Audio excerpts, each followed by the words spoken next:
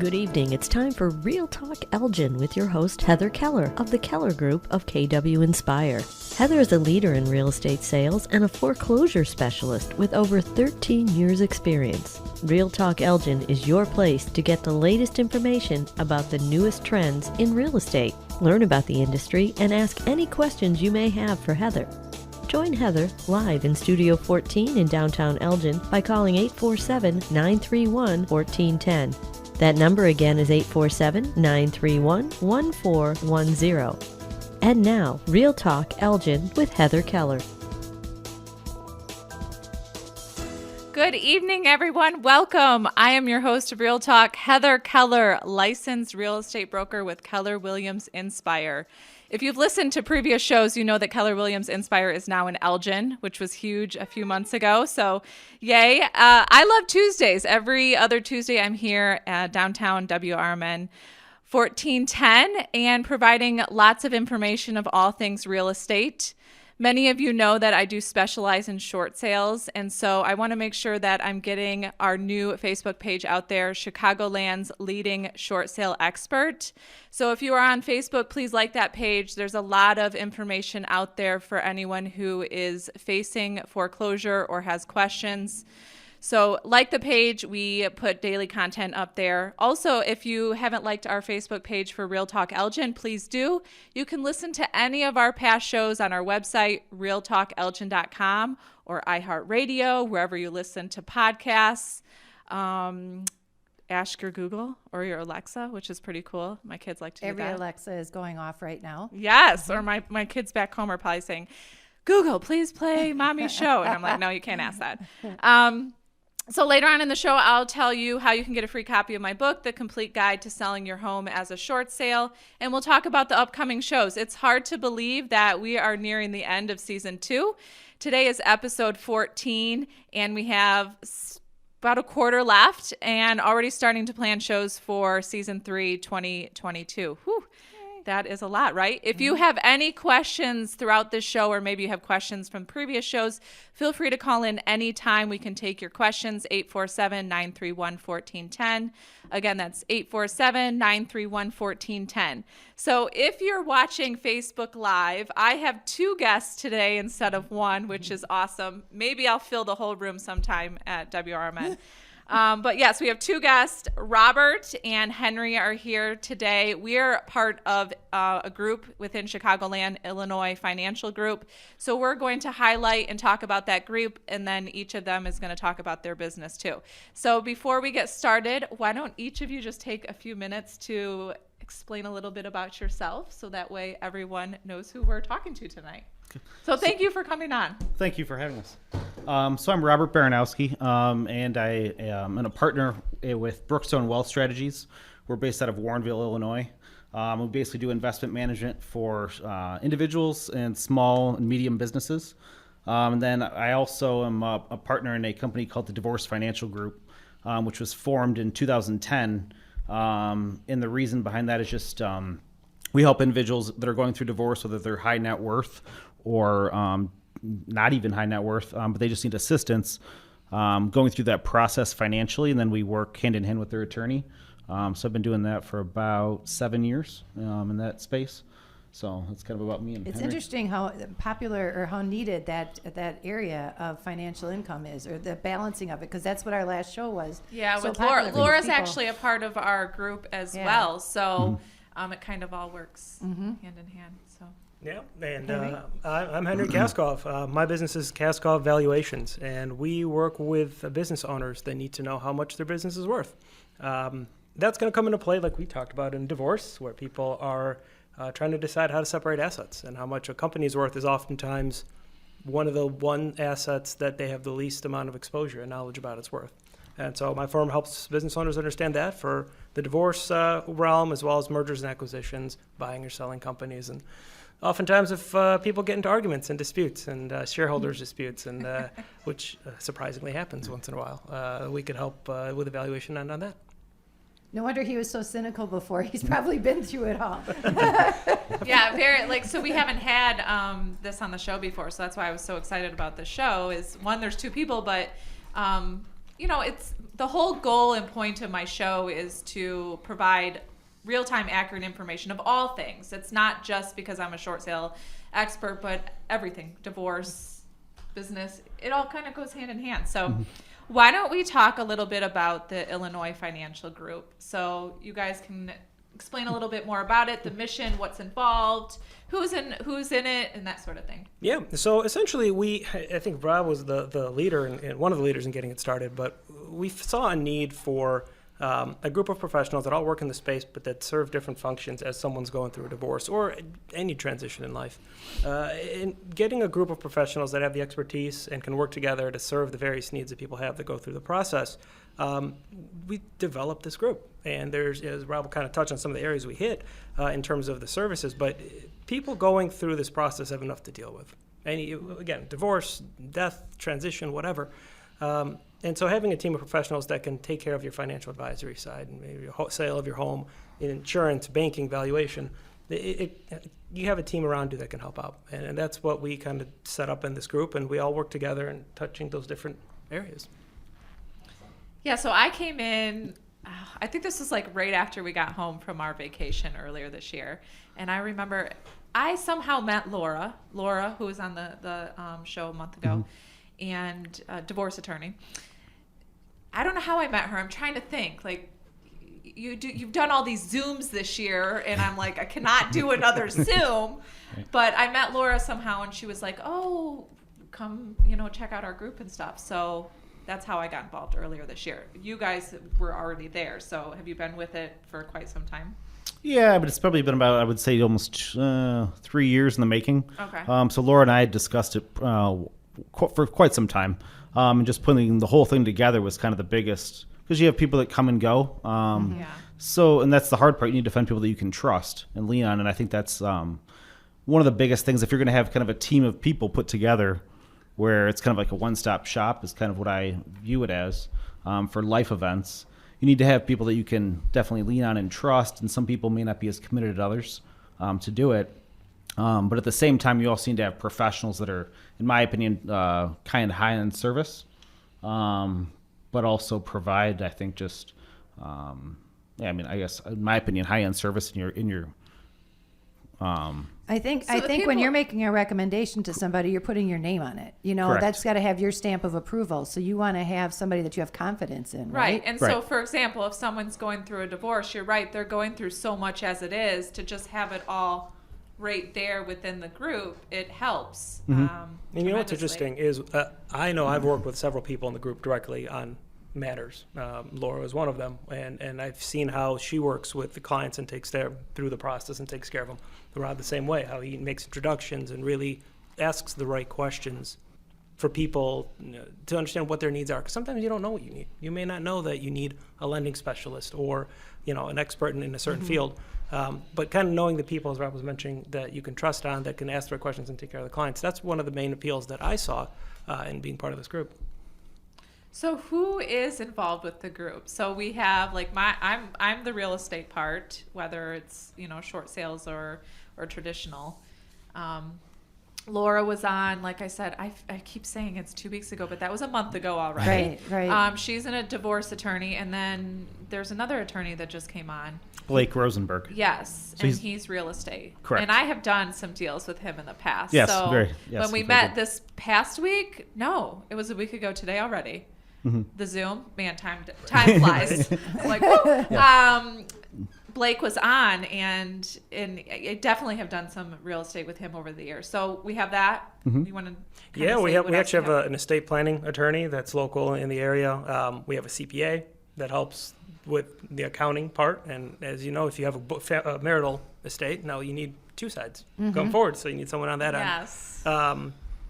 Rob's the financial advisor. I handle the valuation piece. So it's a group that's constantly evolving, because once one of us meets someone that we think would be a good fit, it's natural that we introduce that person to the group and see if they could be a good fit. And there's no limit, there's no cap. As long as we're helping people in the community, we're happy to do it. So I like that word, help. Like I always say, my passion is really helping people out of these situations that they're in. And even sometimes with the traditional real estate, people are going through a divorce or maybe had a job loss, but because of the way the market is, they can get out and make money. And so truly helping people onto the next chapter of their lives. It's scary. There's so many unknowns. And so if you have somebody who's thinking out for you, ahead of you, I think that would be a situation where people say, geez, I never really thought about that. You know, what do you do when it is a divorce situation? Do you have people that are amicable and work through it together when it's a business? Sorry, did I laugh out loud there? Yeah. So I've never been in that, with all I've seen a lot when it comes to short sales. In fact, I just took on a crazy one. I'll go into that, in another show. But you're right. So like someone who has a business and going through a divorce, maybe explain that a little bit. Yeah. I'll say this. There have been times where I've worked with a couple that are very, amicable, rational. They want to just be pragmatic, get it done, and move on. And that way, in that situation, I could be retained. It's the smartest way. They probably save the most amount of money. They do. That's definitely the case. And so I could be involved jointly and just open process with everyone involved. Typically, though, you have sides, individuals on opposite sides, and they may get an appraiser evaluation on both sides to determine the value of a business. But at the end of the day, you really want to understand what is the fair market value of the company. If the four of us want to buy this business, how much would we pay in the open marketplace? And being really dispassionate, my job, I always tell clients, I'm not an advocate for you. I'm an advocate for my work, meaning I'm just going to tell you what the fair market value of the business is.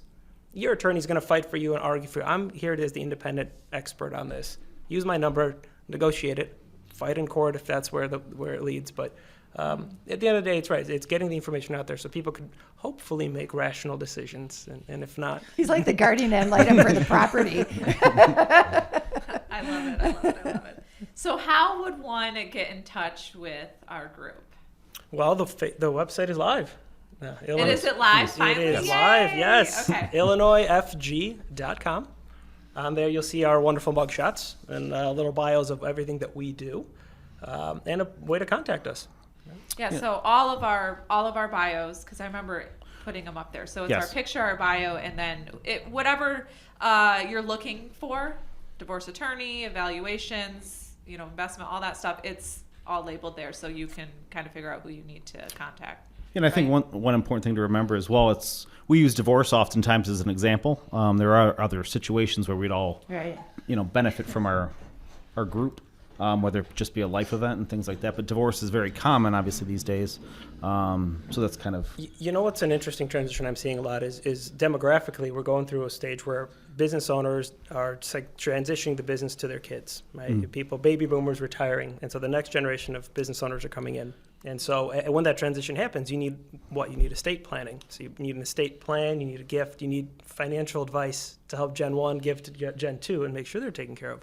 You need, like I said, legal, banking, CPA, valuation. If you're gifting the business, you need to do a valuation for return.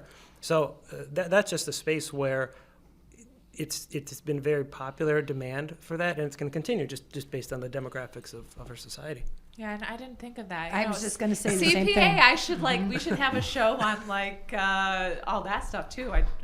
Things Estate planning for business to business, generation to one, generation to because we had an estate planning attorney. Actually, he's coming on in 2 weeks. He's here locally to Elgin, and that was one of our more popular shows for the downloads.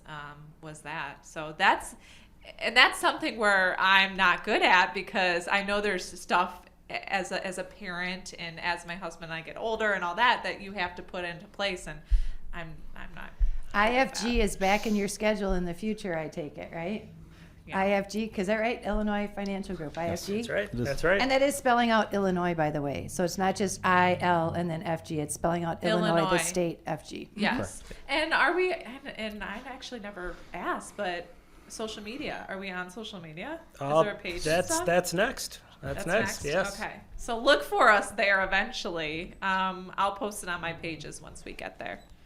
Right? Anything else we need to know about the group before we kind of go into each of your separate businesses? No, I think that's mostly it. Yeah.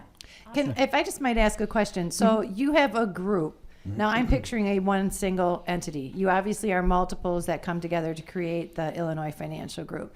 So if you have a question in one different area, who is it that you call? Do you call the financial guy? Do you call the, do you know what I mean? Which route do you go? Or do you just trust one of the names that's within your bios that you have on the website and then use the rest of everybody as your kind of like a team builder? I think a lot of it just, I mean, you can, if whatever your initial need is, and it's kind of a lead-in oftentimes, contact that individual, because all of our contact information, I believe, is on the site individually. And I'm sure all of us will, if there's a need, we'll be in touch with other members of the group just to make sure things get taken care of. It usually becomes pretty abundantly clear when we're talking to a client what needs Right. they have. If they ask the questions, we could see, ask the question, have you thought about this? And if so, let me make an introduction to see if they can be of help. But there is, I think, an email, info There at is. illinoisfg.com. Yep. All right, we've got that up on on Facebook right now, so you Okay. got it up in there. So if anybody's listening, you guys want to follow along, check out their website. It's right up there. I've got your beautiful logo hiking here, so life goes on. Let's move. That's right. All righty. Okay, let's start with Rob. We have a few minutes before the end of the first segment. So you have two kind of businesses that you're a part of. So Right. why don't you explain a little bit to the viewers more about, we'll start with Brookstone and then Yeah, we can go on that to sounds the good. other one. So Brookstone Wealth Strategy is kind of, we work with individuals and small and medium businesses with their investments. It's simple as that. So we do financial planning, college education, retirement planning, Social Security and Medicare, divorce guidance, which we've been doing probably for, as a firm, about 35, 40 years now. So we have Wall Street experience. But number one, it's kind of I view it as more of a family, in the investment space, kind of a family shop. So we take care of individuals primarily. And it's more, handing things or working with, oftentimes the parents and the children after the fact. But you have, again, life events and things like that. So you lose your job. We work with you on your, rolling your 401k and do an IRA and things like that. So it's all investment advice. But the first thing we always do, obviously, is you have to come up with a strategy. And then we implement that strategy and create goals. And we do our best to absolutely, reach those goals based on the individual, because everyone's different. So that's kind of our bread and butter overall. But yes, I mean, we do Denise Baranowski is my mom. At the same time, we're partners in the business. Oh, cool. Yes, I mean, she's excellent. Tons of experience. My mom works for me. So That's okay. I love It's great. family business. And actually, my yes. husband and I started the short Yes. sale business Okay. back in, we were in mortgages and left in 2007, 8, to start short sales back when, they were the thing. And so we always worked together. Now we don't anymore. He has another business. It's probably Okay. better that way. Okay. But, Yeah. Do you want to put a phone number out really quickly for the little sub businesses here, but since we did it for the financial group Yeah, as well? so Sure. Rob, why don't you give your contact information just because she'll put it on the site. So my telephone number is 630-741-4491. And then the email's long, so it's whenever you're ready for it. It's Robert at Brookstone Wealth, S is in Sam, and then T is in Thomas.com. So ST instead of strategies. Got it. Okay. So that's kind of, what we do, but we have a large client base, and it's not everyone that's just divorced. We have people that are happily married, single, all the way from 18 years old, all the way up until death. 18? Up until death. Yeah, I mean, well, parents oftentimes want to get their children involved at a young age, so we work with them as well. But all the way up until death and kind of a legacy, we're always trying to, not from a business standpoint, but also just from a estate planning standpoint as well, try to keep business flowing within a family. So do you have, that's again why this group is also set up. So we have estate planning implemented, so that way you don't also have a death in the family and you're not sure what to do. So we prepare for all of those things. But overall, we have a plan, so we do financial planning as well. And that's kind of one of the services that's complimentary when you work with us. We put all of that together, and I would say the number one thing that we do, it's communication. So we don't email. We do email people or our clients, but to be honest, mostly it's phone calls. Because in my opinion, that's how you stay in touch with people, especially during COVID. We do Zoom calls and things like that, or meet in person. The Z word. Yeah. That's a bad word. So ahead. I have a question. Sure. So like for example, my husband has a business, and Right. it's been in business now for 7 years. Like it's not a new business, but it's it's done very well over the last couple of years. So what suggestions would you have for someone like that? Like Well, you have to look curious. at, and a lot of times too, we always, partner with CPAs, right? So we have a CPA look at the business itself and see what the cash flow is, Yeah.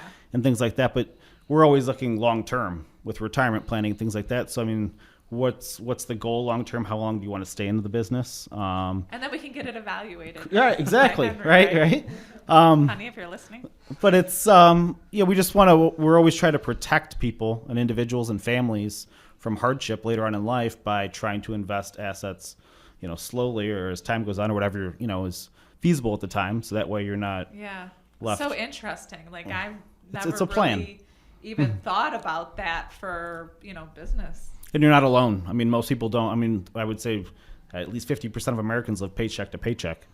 So our goal, obviously, is can you take even post-tax dollars from your paycheck and put that away? Because a lot of people don't have 401ks anymore unless you're with large companies and things like that. So. It was interesting during the pandemic for those folks who ended up getting those stipends and didn't necessarily need them. What did you do with it? Did you, Correct. Did you invest it? Did you use it in a way that would be profiting to you at the end? Instead of just going out and buying, a bunch of clothes or, you were anytime if you can use money that you wouldn't miss if you didn't see it, rock Yes. on. It should be doing an investment somewhere. It takes discipline. So that's the hardest thing. So we have some It clients, does, yeah. that aren't as disciplined as others. So we have programs set up where we take care of that portion for them. Whether, I don't want to get into too much detail on it, but if you have a paycheck and things like that, we can, move into investment accounts and things like that. So just it continues to flow. Yeah. That first so- step is sometimes the hardest. Just Correct. get yourself a plan. Right. Well, that's what I always say. Like I always stress, like you have to have a game plan in place. No matter, like I'm very good at putting the game plan into place for my clients. You're pretty good at that for yours and yours. And so always just have a plan in place. So, right? Yeah. Don't do hurry scurry. It's not going to help you in the long run, guys. No. And you do have to plan because time goes by so quickly. I'm like, wait a minute, I'm going to be this age. And Right. It's curious too, though, because the one thing that I didn't know, we used to do a financial show on here, and that I didn't know at the time is that you can be putting money away that is tax free for your kids' education, and what it's like a 529 plan. 520. Yeah, exactly. Which I didn't know about when my kids were growing up and getting ready for the college years. And it's something that you can, like I said, when you start looking at all the ways that you can be saving money on your tax return, let alone having that fund out there is huge. And you can also now use 529 plans oftentimes for high school, like secondary education if it's a private school or things like that. So it's changed a lot where you can. God bless America. I Right? know, I didn't know about Yes. that either. I mean, I paid for my own college, but if our kids decide to go to And do it, and then it's money that can actually just it just gets building every year if you do Right. it, and then it helps you in the long run too. So it's pretty great. Yes. Yeah, so we are going to take a quick break. We'll finish up the second half with Rob's other business and then talk about Henry's, and we will finish up for the night. See you in a few.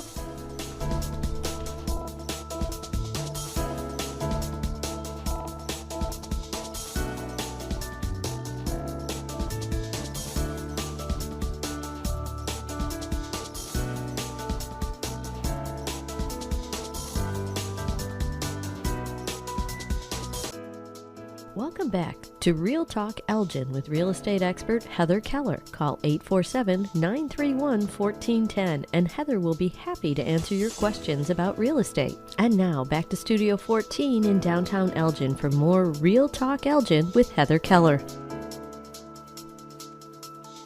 Welcome back. Those breaks are always so short.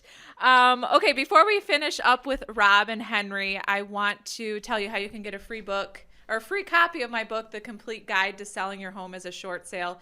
So this would be good for someone who is 1 month behind on their mortgage, or maybe know that they will be struggling soon, or maybe they haven't made a payment for quite some time. This is the process on how the short sale works. So if you go to my website, realtalkelgin.com, at the top right corner, you can click on short sale booklet. It will take you to my website. You can fill out the form and we can mail you a copy, drop you off a copy, And we have an online version now, so you technically can read it online. Me personally, I like to open the pages. So we would be happy to get you a book.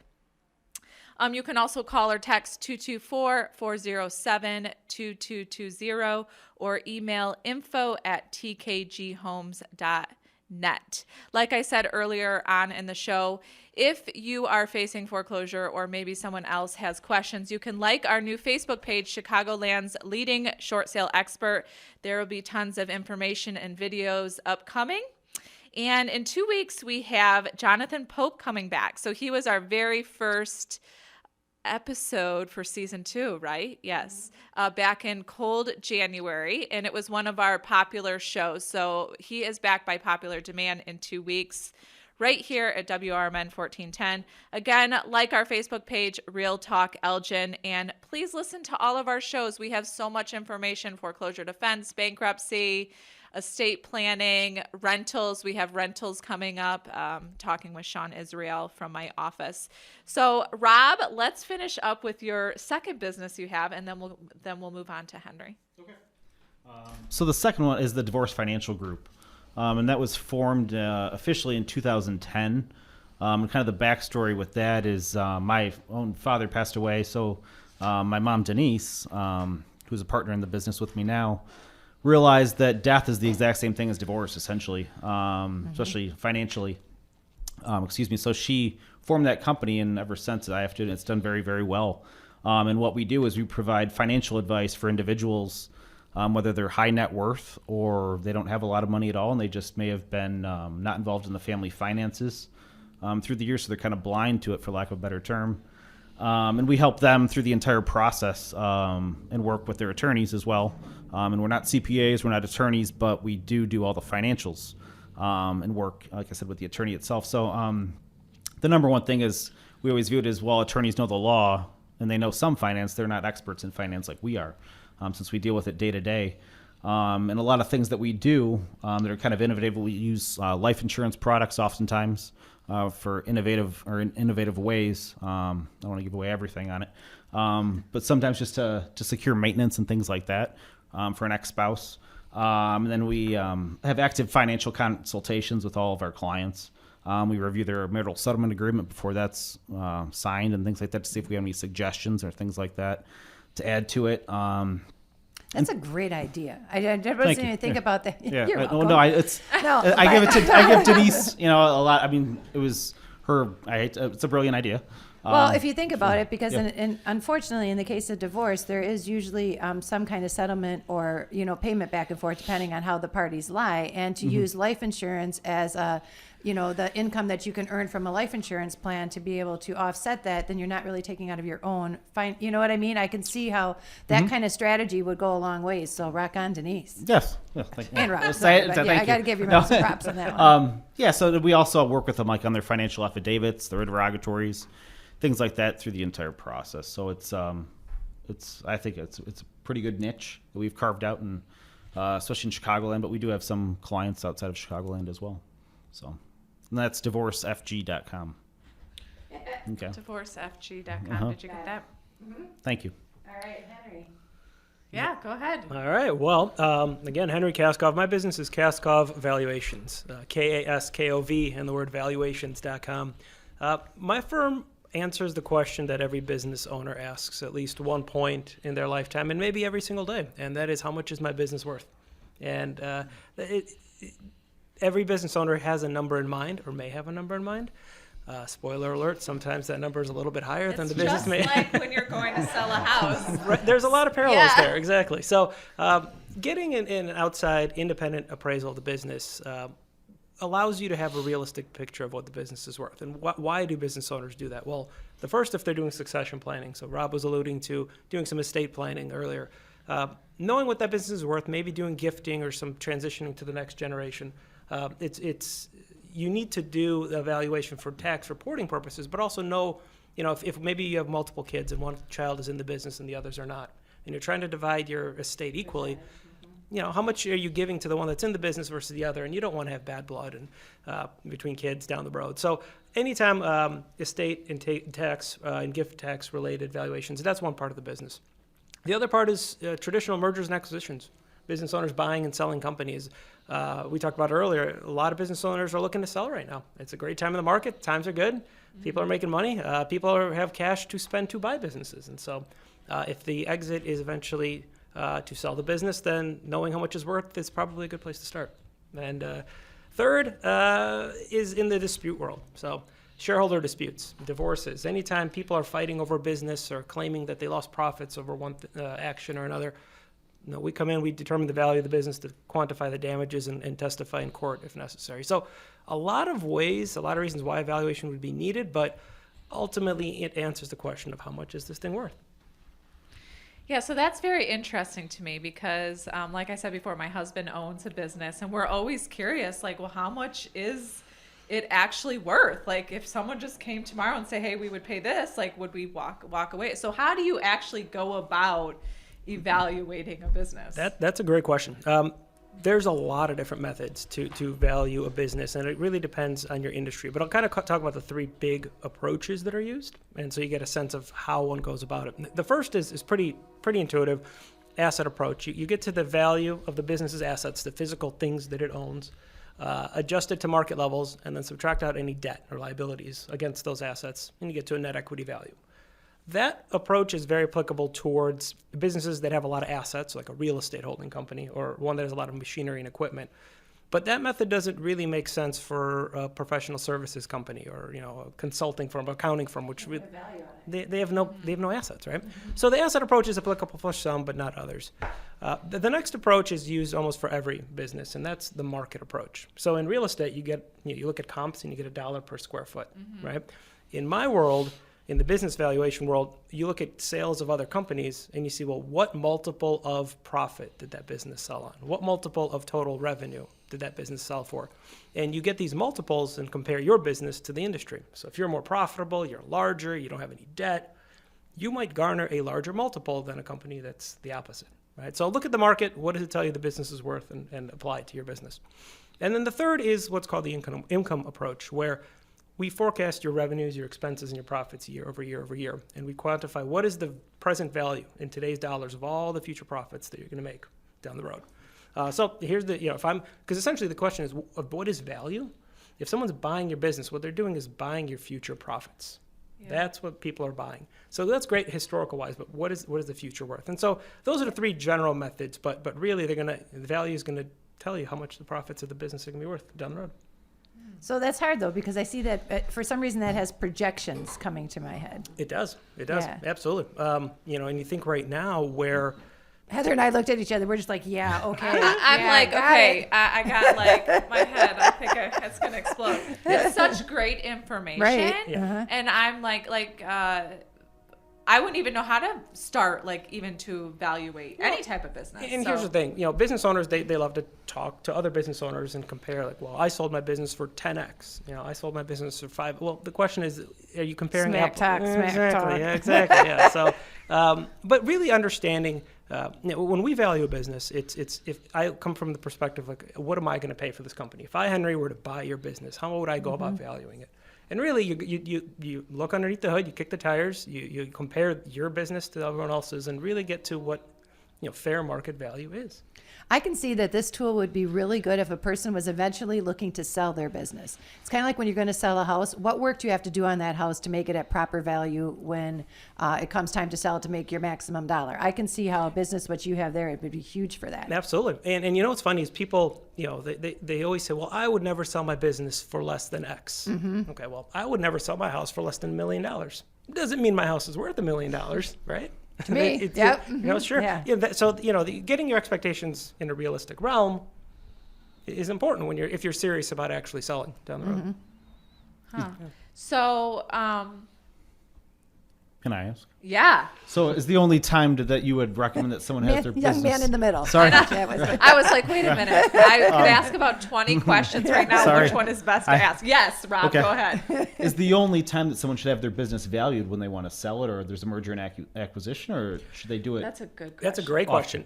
Honestly, the earlier you get it valued, the better. And usually if you're 3 to 5 years out, that's the perfect time to get it appraised. And here's why. If I come in and I value your business at a certain number, and that's below the number you want, if you want to sell it in 6 months, you don't have any time to make changes. You don't have any time to window dress the business. But if you're 2 to 3 to 4 years out, you can say, okay, well, you're weaker in these areas compared to the market. You need to talk to get your healthcare costs in line. You need to grow your business X. You have time to make those changes. That's huge. And then years down the road, you'll get the price you want, possibly. Yeah, this is one of those that you're going to have to start. You guys are going to have to come back, I feel. I know. I feel like we're No, putting I way think too you're much just- in one show, but yes. Right. Yeah, I think that's just the little tip of the iceberg. So again, you can go to IllinoisFG.com, or you can check out, we've got Roberts at BrookstoneWealthST.com. Henry, what is a site that we can put on here for you so if somebody has email information? Yep, it's my last name, Kaskov, Kaskov, and then the word Valuations, plural, and .com. Yeah, that's something like if somebody's got a question, I can see there's people sitting at home and like, I'm not really sure how to phrase it, but email. We've got it up on the site. Well, like I said, but my husband's business is very unique. So I'm curious, what is like the most unique valuation That's you've a done? great question. So recently I valued a cryptocurrency mining company. Oh, our friend is in It that. was fascinating to just keep the thing with that industry is the more you learn, like the more complicated it becomes. So you just keep peeling this onion. That was a fascinating one. I valued a gold mining company, a candy factory, which I actually got to tour the factory, which was one of the best tours I've ever had. So Yeah, do you, crypto doesn't give you that kind of fun. No. do you do this all over the country then? Yep. Most of my clients are in the Midwest area. And as much as I can, I mean, last year it was challenging doing site visits and seeing it on site, but I really love to get on the business, walk in the site, really get a sense of what the operations are, what the people are, because that tells you a little bit of the intangible value of the business. We've talked about the tangible and what's it worth, but there's value in the culture, the business, the employees, Yes. and the intangible. So how's the pandemic had made your jobs difficult? Obviously, you're not going to be going to a home and doing appraisals and stuff like that, or business, I mean. Mm-hmm. How does that change or is it starting to open up now for everybody that you're able to get out there a little bit more?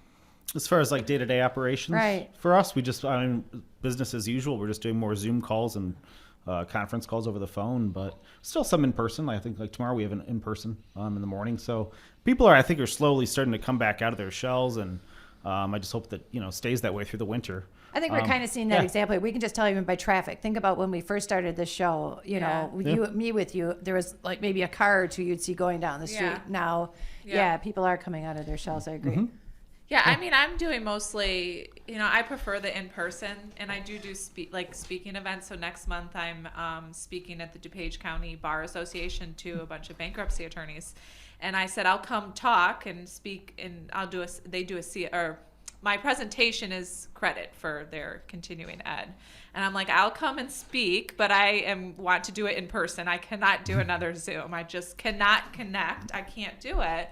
I said, I'll come and speak, and I'm not wearing a mask, because to speak with that mask, I don't know if you even would have to, but it's too hard. And they said, yes. So I'm doing more of those now, which is nice, but not too much difference. I mean, I still met with people during the pandemic. It's just like one-on-one. What about you? What's fascinating for me is I get to see inside of so many different businesses, and some were impacted severely by COVID, and some did okay, and some thrived. And really seeing how, company that sold chemicals and cleaning supplies, their business tripled in months because there was just so much demand. And really seeing kind of how they're impacted, how they adjusted and pivoted and grew. And that's, testament to business owners. They knew how to adapt. You have to, or you're not going to be around. That's like people who have mobile homes, people who had RVs, made a boatload of money, people who had sold carpet, sold flooring, because everybody was sitting around their house saying, I want to change this, and this. Oh, And yeah, so we those did are so many huge home markets. renovations. I'm like, if I have to look at another piece of tile, but adjusting and adapting to, this new way is what you have to do. And I think a lot of people maybe don't think outside the box, but I have to give credit to, we were just at Old Republic for They're dinner. huge. And before the pandemic, it was fine, but they and I don't know, it's not too far from here, but they opened up that whole side of the restaurant, and it's this outdoor place. They had wrestling events over the summer, and they had this awesome outdoor bar. It is so cool. He put up a movie theater at Yeah. the very onset of the And pandemic. he really adjusted to COVID, and so I have to give him a lot of credit. And the events he put on over the summer were really great. So yeah, I think you just have to adjust and adapt. I have a question. So How long does it take, and this may vary depending on the business, from start to finish to really evaluate a business? And what do you give, like a 30-page report? Well, that's actually a great question, because when people, business owners think of an appraisal, they may get scared away because some appraisals can be 100 pages long. Yeah. And they could cost a lot of money to prepare. But if really, that's what's a full appraisal is if you really just want a number to do some estimates, to do some planning, but you don't need that full report, don't pay an appraiser to prepare you and write you a 100-page report. You could do some very limited scope assignments. And really what goes into it, I try to keep it very simple for clients. Whenever you're ready to get started, I send out an information request for your tax returns, financial statements, any governing documents, shareholder agreements, whatnot. We get that information and we sit down for an hour and a half and just go over the business to make sure I understand what the operations and the numbers. And really that's the main majority of the time commitment from the client. And then we go in-house and really do the crunching and below the surface work to prepare the report. And so sometimes it's just here are the exhibits and the numbers. Some people want a brief summary letter, some want a full report or may need a full report. But it all depends, and it could take weeks. Some clients drag their feet a little more, so it may take a couple months. But I hate to say it depends, but it depends. So you have tiers, right? Yes, exactly. So do you visit every business, or do you try to? I meet business owners where they are. I mean, this year has been unique. Some are more averse to people coming in from the outside. Some are not. Depends on the scope of the project. If it's a more limited scope, then we could do things via Zoom. Sorry. But I have to be honest. I still do take Zoom calls, but it's just like when I hear the word Zoom, I'm like, oh. Yeah. Well, but in many respects, though, it has made our lives so much easier. I mean, it cuts down on some of the travel and some of the meetings that really can be done very quickly, and you save hours. Yeah, I agree. Like we meet with our tax accountant once a month just to go over, stuff. And before you would have to drive, so you spend 30 minutes driving. You're there for an hour, then, let's just go get lunch because you're out, and then 30 minutes to get home. So if it's just through Zoom, it's stuff like that I understand Zoom for sure. Yep. So, okay, that's really interesting, don't you think, Leah? I do.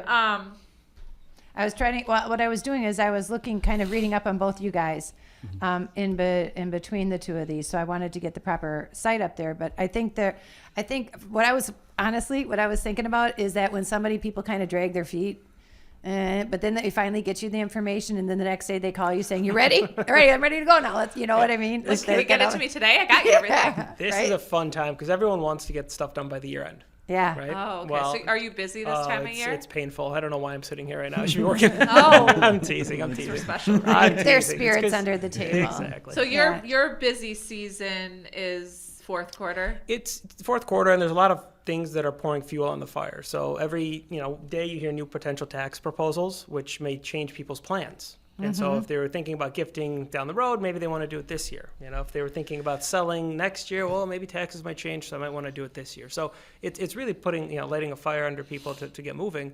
But, we're still here to help. We'll make it. What about you, Rob? How is your busy season all the time? So I would say, prior to 2020, like March, we were busy pretty much the most of the year. The summer is usually a little bit slower because clients travel, and they have the kids and things like that. But I have to say the past 2 years, we've been busy straight through. So probably more so than ever, to be honest. And a lot of that's just job loss and things like that. So we have more clients coming on with with managing their 401k dollars. Yeah, So- that's the hardest thing, I think, during the whole pandemic is knowing that people have a game plan. And it goes to show that, anything can happen. Right. So if you didn't have a plan then, hopefully you've got something in the works now. Right. You learned your lesson, I right? think it taught us all a lot, right? That time I agree. period. Yep. Yeah, the pandemic was bad in a lot of ways, but like for me, it was good in a sense, not teaching the kids school, but it showed me that I can allow myself to slow down because like I work 24/7. Like even when I have my two boys, I didn't even take time off. And so now like over the summer, I spent a lot of time with them. Fridays was my mommy day with them. And if clients didn't like that, well then it is what I had one client that didn't like that. But that is what I needed to do. And I feel like the pandemic, showed me that. So. Yeah, it gives you a chance to kind of kick back and just kind of reflect. Where have I gone? Where have I been? Where do I want to go? And I was super busy for the rest. Like 2020 was my best year real estate wise. And then 2021 hit and all the moratoriums and stuff were in place. So people that had fell behind on their mortgage before COVID and even during COVID, they just put a halt on everything. So that's it. And so now it's slow. So I wasn't busy. And normally in a normal month, I was taking on say 5 to 8 short sales a month. And I've probably taken on maybe that this year. But now that things are ending, people are starting to call because the families that, or the sellers or the homeowners that fell behind prior to COVID, now that's starting to come back and banks are able to set those auction dates. So Yeah, I took on 3 this past week alone. So that's, huge. I feel that's going to flood with something. When this is to the guys specifically, that when there are money questions like that, and you were saying that when the laws or things change so quickly, is there a deadline where people should actually be having some of that information to you? Should it be necessary that it reflects this year's tax plan, or you know what I mean, before the end of the year? It's almost every day we get new rules or potential Right. laws, and so it's kind of a moving target. But essentially, we can work with what we have now.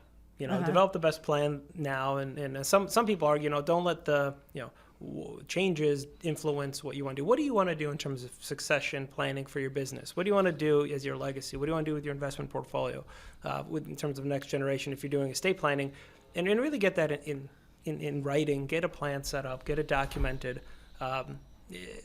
That way it leaves the next generation, makes it easier on them, and you end up feeling good about what you've done. I mean, you can tweak it, right? Like, Yeah. In all some the time. instances, yeah. So you guys do it basically for business organizations, not individual. So it's more for business and organizations. Yeah, I mean, I exclusively work with business owners. Okay. And then, I'll take that back. In a divorce setting, which is where we started, there oftentimes you have one business owning spouse and the one that's not in the business. And so I've oftentimes been engaged by that spouse that's not a business owner. They may not know a single thing about the business or the finances or where They things need are. some teeth to represent them a And little and bit. they just need help, guiding them. And so, if they need if there's a business that needs to be valued, I could help. If they need help with setting up a financial portfolio investment, Rob can help. If they need an attorney, Laura could help. And that's So fine. you do individual, or you just do the business art as well? We primarily work with individuals, but also small and medium-sized businesses with their 401k plans. So, I mean, when it comes to the taxes with individuals especially, that's why we're always in touch with their CPA, just to find out how much they can, bite off each year from a tax standpoint. Are you finding there is a cut on 401ks? I'm sorry, I didn't mean to cut you As off. far Are you as- finding that people are, businesses are starting to eliminate that? I mean, I remember it used to be where you'd want a full-time job because you had benefits and you had this and, all these other perks to it. And I think a lot of people are getting away from that. I don't Maybe think. compensating on their paycheck versus a investment. I think what we're seeing more is less employees. So the 401k yeah, plans are that's still true. in existence and they haven't really changed, but there's less employees, so there's less contribution on the employer's part. Oh, yeah. So And there's- it is there's a lot so of- hard to find staff, whether you're in the restaurant industry, whether you're in manufacturing, Oh, yeah. you're a line worker, you're in food. It really doesn't matter. You drive down the street. How many now hiring signs are you seeing? Right. And almost every business owner, one of the biggest challenges that they're seeing is how can we support demand with people, because we need staff to help with that. Right. Yeah. Yeah, that's it is. We were at a restaurant recently, and it took an hour to get the food because they didn't have enough staff to. Yeah. It's got that trickle down effect because now there's trucks that are unable to deliver the food to these agencies or these car parts, or people don't realize that trickle down effect, how it's hitting everybody now when they're realizing why they can't get a car or they can't. Yeah. Well, that was a lot of information in 1 hour. My brain is fried. So I want to thank you both for coming on the show. We'll bring you back in season 3. We'll be back in 2 weeks with Jonathan Pope, estate planning attorney, and we look forward to speaking then. Have a great week and see you in 2 weeks. Bye.